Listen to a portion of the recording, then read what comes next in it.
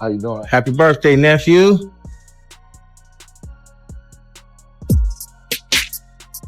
That's simple. A lot of like to spend their money. We love to spend our money. We can't take none of this. None. Ain't no armored trucks pulling up at no funerals. Simple. So you better enjoy this. A fool and his money will part. We do this. So Yeah. So look, I do want to do a BMF film because you've been entertained by a lackluster, small budget series. Now it's time to do a big budget film. Lil Meech has sent shockwaves through the hip-hop world. He is accusing Rick Ross of allegedly defrauding Big Meech out of an astonishing $120 million, a story that has quickly gone viral. What began as rumors on social media has escalated into a full-blown conflict. BM versus Rick Ross, and neither side appears willing to back down. Would lead to February 13th, the Big Meech benefit concert. It's gonna be iconic. Too many names to list, but let me salute some of the legends. Lil Baby, Boss Man D-Lo, 21 Savage, Sexy Red, Ricky Rose. Now, this the first time it's ever been done. Me performing BMF with the icon himself. This will be special. Epic. Get your tickets right now. I'm back. A quick Google search for you says that your net worth is $20 million. I know I got more money than that. I might go 70 days without looking at my exact total amount of my money because it gives me anxiety, keep looking at numbers all day. It's like when you put money in stocks, the stock trader told me, say, put a lot of money in stock, don't keep looking at that. Drive you crazy. The community is buzzing, timelines are flooded, and fans are sharply divided. The central question on everyone's mind, did Rick Ross truly take advantage of one of street culture's most respected figures for fame and financial gain? Right now, my shoulder broke, but we still getting to the money. We still count paper. This ain't a pump and dump, baby.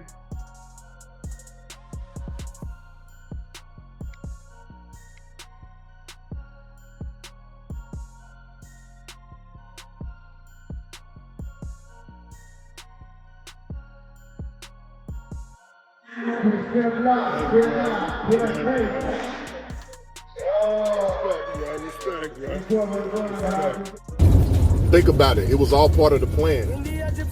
50 Cent and Rick Ross, they set up Big Meech. Freeway Ricky, Rick Ross, and now you got 50 Cent. He owning the rights to be. Initially, this looked like a perfect comeback story. Big Meech was released from prison last October, and the public was ready to celebrate. Many believe the legend was set to rebuild his empire legitimately through films, business ventures, and strategic generational moves. Then Rick Ross entered the picture, presenting a $120 million film deal and promising to turn Meech's life story into a Hollywood phenomenon. The proposal included movie contracts, luxury brand partnerships, and a global BM franchise. On paper, it seemed like a once-in-a-lifetime opportunity. However, according to insiders and street reports, it may have been largely promotional. The deal never materialized, no movie, no contract, just hype. I was thinking a couple weeks ago about a girl that you're not even with no more. We wearing Travis Scott's all week. What is it with you and Ross that's just been going on for so long? Nothing else works for him outside of mentioning me. When things get bad, you mention me. It gets covered further. I get covered across the board. They get covered on the hip hop blog. It is what it is. And you watch because I have nothing else to say. You'll just see it happen periodically as it goes. You know, you see that big white elephant? That property he lives at? It costs more than the nightclubs. He's in the nightclubs. What kind of rich cut his own grass? Why you out there cutting your own grass? You're trying to save money, nigga? You don't want to pay for the lawn to get cut, huh? Ain't nothing wrong with cutting your grass. Sources suggest Ross executed his plan carefully, smooth talk, high-profile connections, and enticing promises that ultimately went unfulfilled. Big Meech saw it as loyalty, while others viewed it as strategic manipulation. Ross reportedly walked away wealthier and more prominent, while the BM name became entangled in controversy. One street insider noted that many sympathized with Lil Meech, but faulted the older figures, suggesting they should have been more cautious. This was not friendship, it was business, and in business, loyalty alone doesn't prevent being exploited. Biggest boss Ricky Rose just got word. Meech concert not happening tonight, but 305 is going down at the office. Meet us there. Bam! Meanwhile, 50 Cent, who played a pivotal role in establishing the BMF legacy through his successful TV series, remained vocal. From the beginning, 50 financed the series, supported Lil Meech's acting training, and provided a platform that transformed him from a street figure into a rising star. When that song came out, that's probably like the hottest I ever seen a rapper. People was confronting Ross everywhere, 100 deep, with Larry Hoover Jr. 100 deep to confront Ross about saying the old man name in the song. Even some of the BMF guys for saying he think he Big Meech. When it come to Meech, Meech had guys getting BMF tats on their face in the pen. He approached the BM story with care, turning it into a television phenomenon. Yet Lil Meech's decision to align with Ross instead of 50 Cent surprised many and quietly ignited a behind-the-scenes conflict that eventually became public. I'm Big Meech, entrepreneur, here at 5 Star Smiles to make sure that my smile is right forever. First off, English is everything to me, so the first thing people notice is the smile. So knowing that I was going to be doing probably interviews and stuff like that and be in the limelight, I wanted to make sure that was the first thing I had did. And that's the thing, like a lot of people in prison, they neglect that. 50 Cent began mocking Ross on social media using his signature precise trolling. He joked about Ross sending Wingstop wings to Big Meech's prison. But the humor carried an underlying critique. Ross was not building the legacy, he was exploiting it soon after. 50 got more personal, revealing details fans were unaware of, including Lil Meech showing up to set under the influence, struggling during training, and losing focus. He even mentioned discovering whippets in Meech's truck, joking about having to Google what they were. Yeah. So look, I do want to do a BMF film because you've been entertained by a lackluster, small budget series. Now it's time to do a big budget film. Which director? Shout out to my homie F. Gary Gray, Antoine Foucault, what's up? Tarantino. There's a lot of legends. This is gonna be big. I can feel it. I'm just talking. The message was clear. 50 Cent wanted the public to recognize that he was the only one handling matters responsibly while others were exploiting the BMF name for personal gain. Take a picture with Rick Ross. You like a hoe, nigga. Put your back against the wall and just slide down. Meanwhile, Lil Meech continued to appear cheerful alongside Ross, attending clubs, posing for photos, and acting as if everything was fine. However, public perception began to shift. Fans started labeling the partnership as superficial, driven by ego and unfulfilled promises. February 13th marked the Big Meech benefit concert, an event touted as historic. The lineup included legends like Lil Baby, Boss Mando, 21 Savage, Sexy Red, and Rick Ross. For the first time, Lil Meech performed BMF material alongside the icon himself, promising an epic experience and urging fans to secure tickets immediately.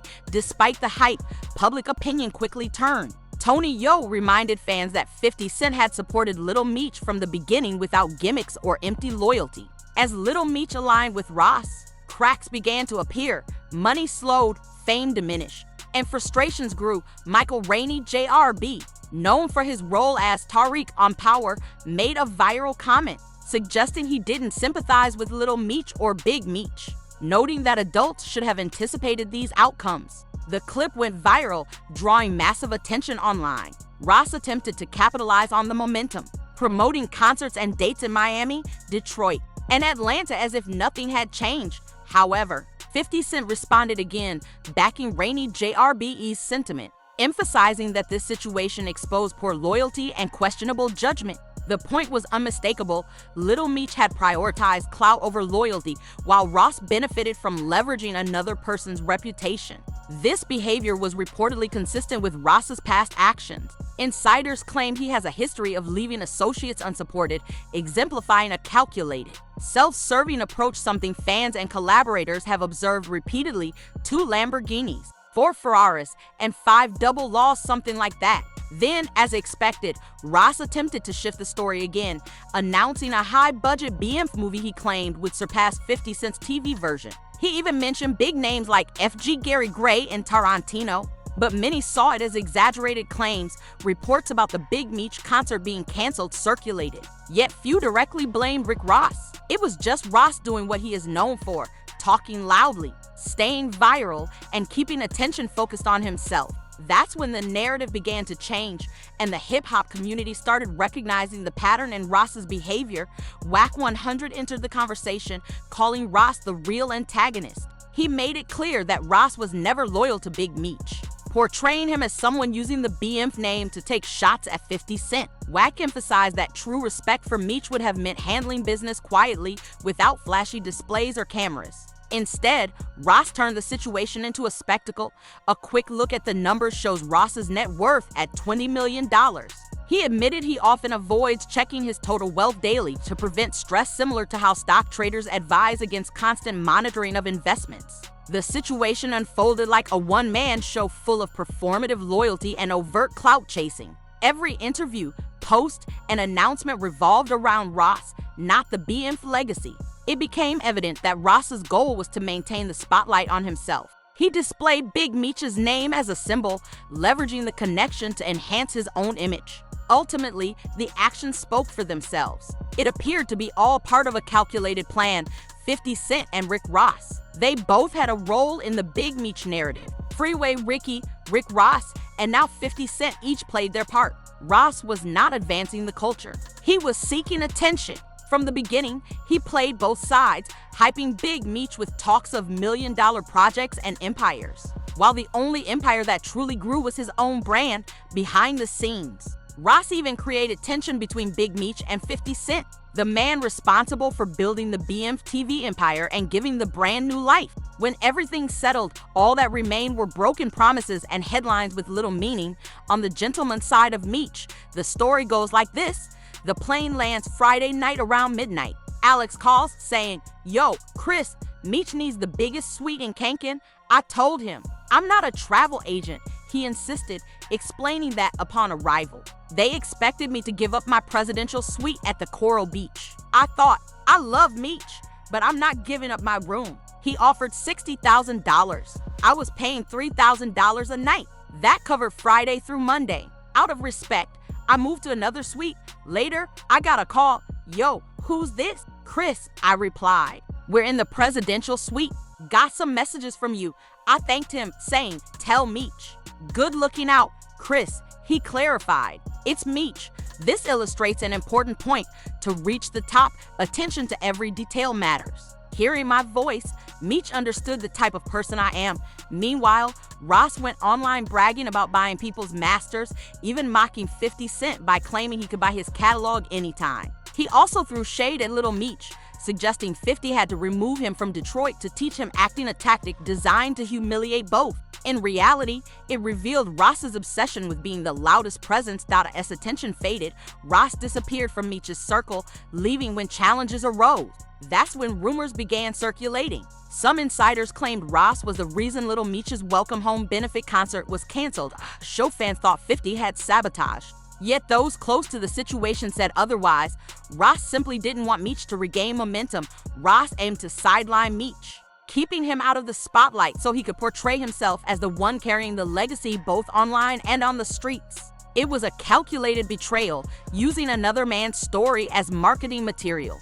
Ross leveraged Meech's name for views and clicks, and once it no longer benefited him, he severed ties. Lil Meech attempted to push back online, labeling 50 Cent an internet gangster and accusing him of hiding behind social media for attention. However, fans saw through it immediately. They viewed his comments as damage control, trying to clean up the mess left by Ross. Memes and jokes began circulating, portraying Lil Meech as a young man outplayed in his own story. It was harsh, but it highlighted how quickly the industry can turn when loyalty and money collide. Ross's history made the pattern clear. Whenever he aligned with someone already respected, complications followed: failed deals, fading loyalty, and people being left behind. Consider Maybach Music Group, Meek Mill, Gunplay, and others once thrived under Ross, but behind the scenes, there were missing payments, confusing contracts, and ongoing frustration. Public support often masked private manipulation. Ego trumped teamwork, control trumped collaboration. Over time, this pattern became unmistakable. Ross knew how to maneuver, boosting himself at the expense of others.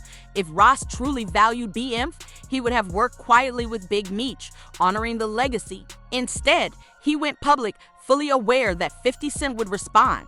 This was not just business, it was about pride and power. 50 was defending something genuine, a brand he built from the ground up, while Ross sought attention. Even Meek Mill, once Ross's close ally, eventually distanced himself, realizing that MG's spotlight favored only Ross. That same approach was now applied to Big Meech and Lil Meech. The $120 million empire promised to transform their lives turned out to be empty. Ross walked away with free publicity, interviews, and social media attention. Observers began connecting the dots whenever Ross's fame dips. He attaches himself to someone with credibility: Drake during MG days, Meek, Larry Hoover, and now Big Meech. Meanwhile, 50 Cent turned real stories into billion-dollar productions: Power, Raising Kanan, and BM. He converted pain into profit, legacy into storytelling, and business into empires. The contrast was clear. One builds, the other borrows, and the streets notice.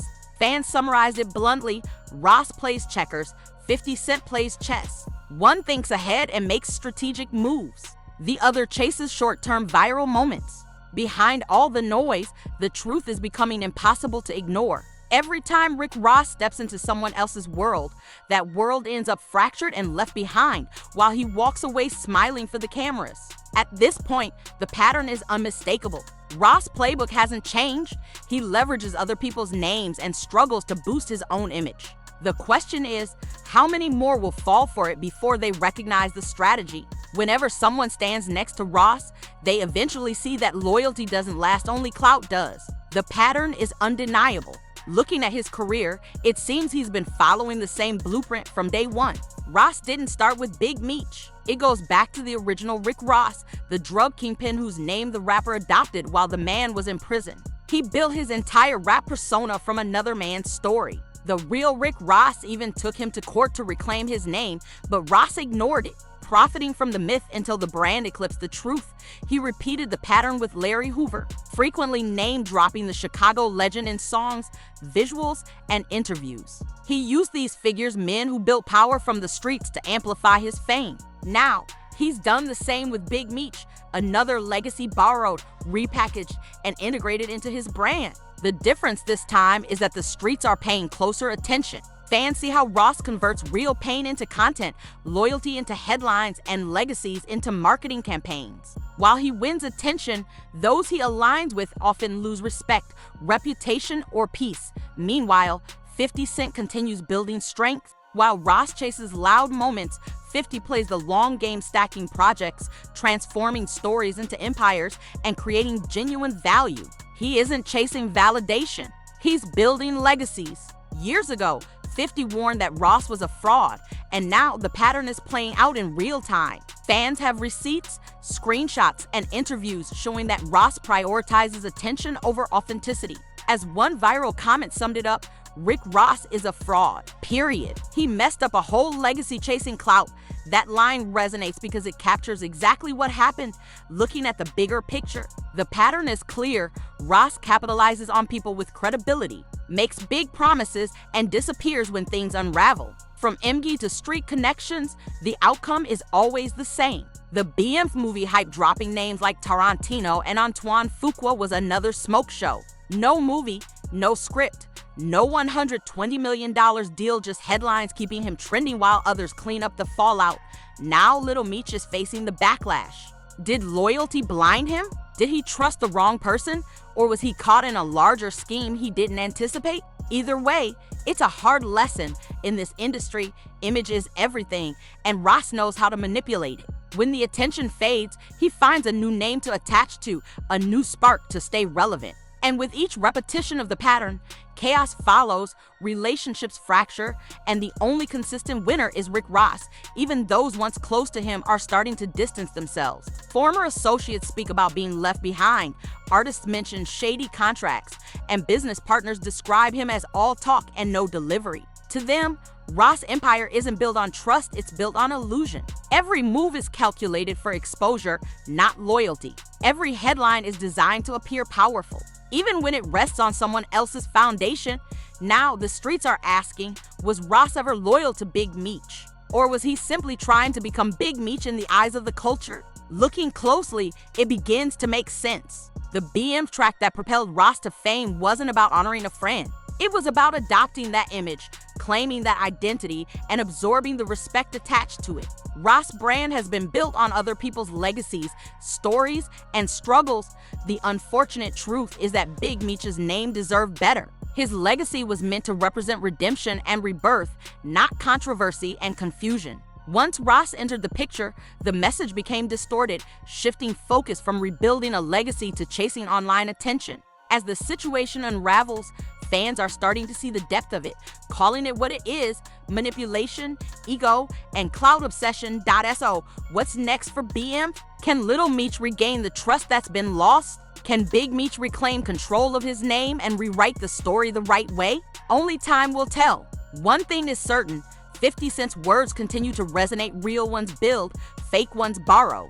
Right now, the streets know exactly who's who. If you're following this saga, share your thoughts in the comments. Who is truly winning this battle and who is just playing the game? Don't forget to subscribe, like, and share for more stories that explore the truths behind the culture. This saga isn't over, not by a long shot.